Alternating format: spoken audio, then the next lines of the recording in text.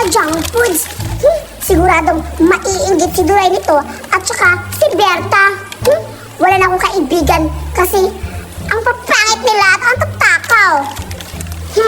Alam ko na, ipapainggit ko na lang to sa kanilang dalawa. Alam ko andun sila sa ilog na yun. Pupuntahan ko.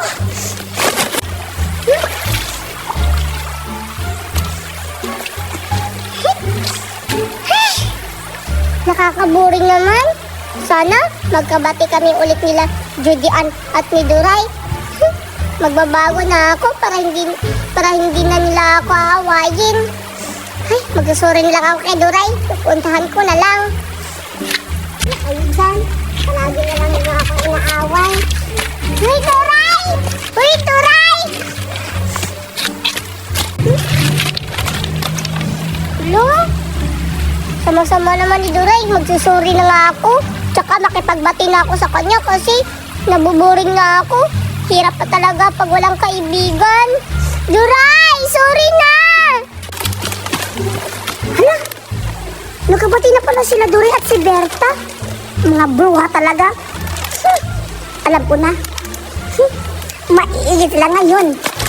Meron akong piwi at saka fish cracker. Duray! Sorry na, please!